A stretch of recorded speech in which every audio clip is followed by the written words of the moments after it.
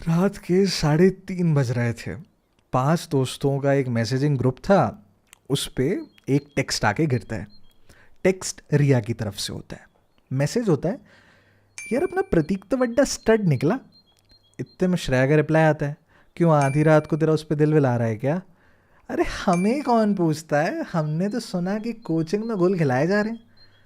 Coaching में? जैसे ही ये बात सुनता है तो अब्बास चैट में आ जाता है, या कोचिंग में क्या? तू किसकी बात कर रही है? इतने में रिया का रिप्लाई आता है, अरे हमसे क्यों पूछ रहे हो, उन्हीं से पूछो कि उनकी प्रिय कौन है। ये कहकर कुछ इमोजीज भेजे जाते हैं। अब यहाँ से जो प्रतीक भाई साहब जिनकी यहाँ पे बात छेड़ी जा रही है, वो भी चैट में एंटर कर जाते हैं कि भैया वो हेलो, क्या मैंने क्या किसके साथ। और ये सारे यहाँ पे मजाक मस्ती चल रही है, रिया से पूछ रहे तो किसकी बात कर रही है, क्वेश्चन मार्क ये वो। और रिया ऑफलाइन हो जाती है। रिया मैम के पास फ़ोन भी नहीं है कि लोग फ़ोन लगा के पूछें कि भैया क्या, किसकी मज़े क्यों ले रहे हो, क्या सस्पेंस है। वो अपने लैपटॉप में उस ऐप को चलाती थी, फ़ोन नहीं। अब पूछें कैसे? यहाँ पे ये सारे के सारे दोस्त जो हैं वो सस्पेंस में बैठे हुए हैं। अब सैटरडे की रात कहो या संडे की सुबह, एनी हाउ अगले दिन संडे जो था जैसे तैसे करके निकला। अब मंडे आता है। अब ये लोगों ने तो मैसेजेस भेजे थे, रिया का कोई रिप्लाई नहीं। जब सुबह सुबह रिया मिली तो दोस्तों ने घेरा, क्यों बे, ऐसे सस्पेंस में कौन छोड़ता है। जब सारे के सारे यार दोस्त मिलके रिया को घेरते हैं तो वो भी हंसते खिलखिलाते, अरे मेरे को समझ में नहीं आ रहा तुम लोग क्या बोल रहे हो। हाँ बेटा तेरे को समझाती हूँ मैं, और तू इन दोनों को मत बता, तू मेरे मैसेजेस घोस्ट करेगी हैं, मेरे को रिप्लाई नहीं देगी, इतनी बड़ी हो गई तू। श्रेया घेरती है उसको। लेकिन यहाँ पे रिया जो, अरे मेरे को सच्ची नहीं पता क्या बोल रहे हो तुम, मतलब तो बताओ। बेटा मतलब मेरी जूती तू ये और इतने में जो है प्रतीक भी इंटरफियर करता है। तो वो सब छोड़, ये क्या गुल किसके साथ खिला रहा हूँ मैं है, तेरे को मेरे अलावा कोई नहीं मिलता मजे लेने के लिए यहाँ पे। इतने में रिया जो है फ़ोन ले लेती है। फ़ोन लेकर के मैसेज देखती है, प्रोफाइल ओपन करती है। अ, यार ये मैंने मैसेज नहीं किए हैं। बाकी सारे हंस देते हैं, हाँ बेटा तेरे भूत ने किए हैं। लेकिन रिया अपनी बात पे अड़ी रहती कि ये मैसेजेस मैंने नहीं किए हैं, मैसेज उसी के प्रोफाइल से था। मैसेज रात के 3:30 बजे जो गिरा वो रिया के ऑफिशियल प्रोफाइल से गिरा था। उस ग्रुप में उसके अलावा और कोई था भी नहीं।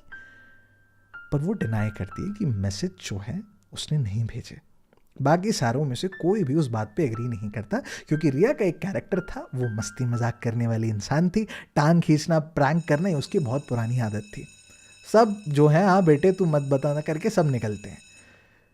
पर रिया कहीं ना कहीं इस बात पे बार बार इंसिस्ट करती है, लेकिन जब अपने ही दोस्त नहीं मानते तो एक पॉइंट के बाद वो बोलना बंद कर देती है। लेकिन क्लासरूम में कहीं ना कहीं जैसे एक इंटरनल पैनिक सा चल रहा होता है उसके अंदर।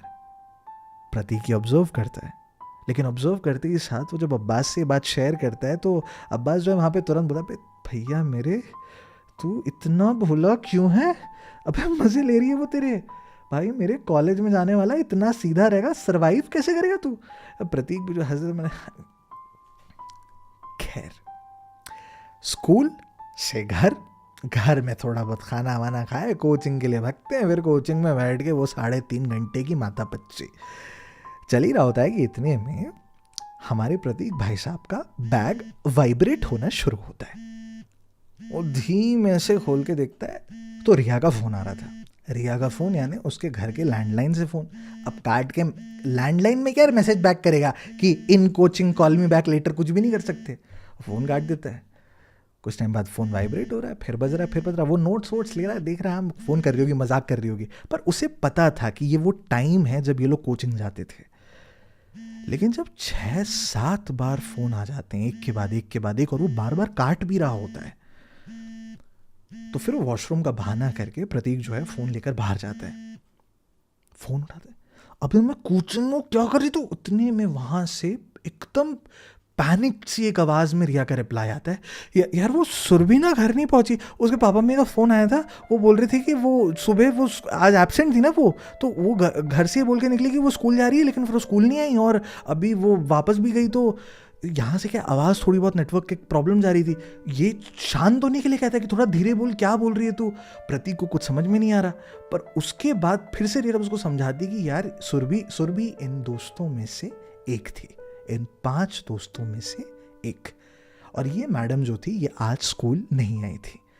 अब स्कूल नहीं आई, लेकिन घर पे ये बोल के निकली हैं कि वो स्कूल जा रही हैं। ना स्कूल पहुंची ना वापस घर लौटी।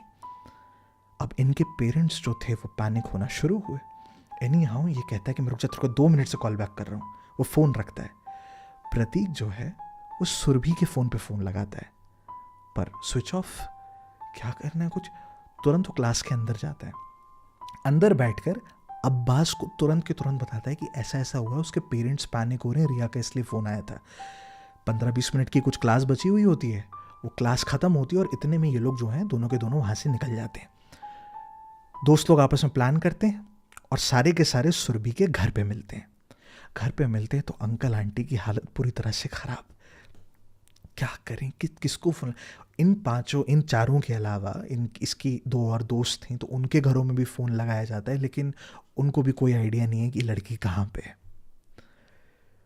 रात के 10 बजे जब वो लड़की नहीं मिलती तो सुरभि के पापा मम्मी जाके पुलिस कंप्लेन करते हैं, एक मिसिंग कंप्लेन दर्ज करते हैं। रिपोर्ट लिखी जाती है और अगले पूरे दिन तक, यानी अगले 24 घंटों में कुछ भी नहीं मिलता। दोस्त पैनिक्ड होते हैं, बात फैलना शुरू होती है। दूसरे दिन के एंड तक स्कूल में खबर फैल जाती है कि 12th स्टैंडर्ड की वो लड़की थी ना सुरभि, हाँ वो मिसिंग है। कुछ बोलना शुरू कर देते हैं कि उसको किसी ने किडनैप कर लिया है। कहीं पे अफवाह निकल के चली जाती है कि अरे उसको घर पे रैंसम कॉल वगैरह भी आए हैं, ये वो फलाना ढिमका। लेकिन अफवाहों के बीच में रियलिटी सिर्फ और सिर्फ इतनी रहती है कि एक लड़की है जो गायब हो चुकी है अचानक से। सुबह स्कूल का बोल के निकली और फिर अब प्रॉब्लम ये कि तीसरे दिन उस शहर के 4 मेजर अखबार इस न्यूज़ को तुरंत के तुरंत उठा लेते हैं। जैसे ही वो इस न्यूज़ को उठाते हैं तो इसकी खबर कमिश्नर साहब के पास पहुंचती है। क्यों? क्योंकि आज से सिर्फ और सिर्फ 4 महीने पहले एग्जैक्ट एक ऐसा ही केस हुआ था, जहां पर एक लड़की सुबह स्कूल के लिए बोल के निकली और उसके बाद घर नहीं लौटी। मैक्सिमम चीजें इस केस में सेम थी, पर एक सिमिलैरिटी थी जो बहुत ज्यादा चुभ रही थी। That girl was also from a well to do family. अक्सर जब अमीर घरों के बच्चों को किडनैप किया जाता है तो उसके पीछे की रीजन होती है रैंसम, यानी कि फिरौती। लेकिन उस लड़की के लिए कोई रैंसम कॉल नहीं आया था। एक हफ्ते के बाद एक गार्बेज डंप में उसकी बॉडी मिली थी, अ डेड बॉडी। कमिश्नर जानते हैं कि अगर थोड़ा सा और डिले हुआ तो मीडिया का नैरेटिव किस एंगल में जा सकता है। ये एक सीरियल किलिंग है, एक सीरियल मर्डरर है, ये बातें उठाई जा सकती हैं। वो केस पुलिस अभी तक सॉल्व कर नहीं पाई है, उसके ऊपर से ये दूसरा केस आन पड़ा है जिसके अंदर कई सारी सिमिलैरिटीज हैं। अगर जल्दी से इस फैल रही आग को कंट्रोल नहीं किया तो मीडिया जो है वो पुलिस को कच्चा खा जाएगी, उन्हें पता था। Commissioner had to take an urgent decision. उनके सामने 2 डिटेक्टिव्स हैं, दोनों उनकी नज़रों में काफ़ी बेहतरीन, बहुत बढ़िया काम करने वाले। Ladies and gentleman, dear listeners and members of the GT8 family, हमारी इस कहानियों के खेल, हमारी इस सीरीज़ के सबसे पहले 2 चॉइसेस हैं ये। इस कहानी के लिए ये चॉइस सबसे ज़्यादा इम्पॉर्टेंट है। ध्यान से एक एक डिटेल को सुनना और डिसीजन लेना कि कहानी किस रास्ते से आप आगे बढ़ाना चाहते हैं। पहला रास्ता, The case will go to Detective Abhijit, who is a master in solving cases, जब केस में physical evidences important होते हैं. Option number 2. या फिर दूसरा रास्ता. The case will go to Detective Pranav, who is an expert in solving cases, जब human psyche और माइंड रीडिंग, एक्सप्रेशन रीडिंग्स के थ्रू एक केस को सॉल्व करना होता है. क्या ज़्यादा ज़रूरी है, फिजिकल एविडेंसेस या लोग? सोचना, अपनी गट फीलिंग पे जाना. अगर इंस्टाग्राम पे देख रहे हो तो नीचे इस एपिसोड में आपको 2 कमेंट्स पिन्ड मिलेंगे मेरी तरफ से. उनमें से जिस भी रास्ते से आप कहानी को आगे बढ़ाना चाहते हो उस पे जाके लाइक कर देना. अगर आप यूट्यूब या फेसबुक में देख रहे हो तो वहाँ पे ध्यान देना कि सिर्फ मेरे ऑफिशियल पेज की तरफ से जो कमेंट है, जो रास्ते दिए हुए हैं, सिर्फ और सिर्फ उन पे लाइक करना. आपके 48 आवर्स यहाँ पे शुरू होते हैं. Ladies and gentleman, again I am saying, ध्यान से हर एक डिटेल को सोचना, then take the decision. Episode number 2. So episode number 2 लाने के लिए जो हमने कहानियों की कीमत रखी है, दैट इज़ वेरी सिंपल. आप अगर हमारे पेज पे जाएंगे तो मैंने ना एक ट्रेलर वीडियो सा बनाया है. मतलब अगर आज ही आप ये वीडियो देख रहे हो तो आपको देखा होगा एक छोटा सा, मैंने 1.5 मिनट्स का एक छोटा सा वीडियो बना के रखा है. वो इसलिए क्योंकि 1.5 मिनट्स में ना हम लोग इंस्टाग्राम एड्स में पुश कर पाते हैं, otherwise we can't push it.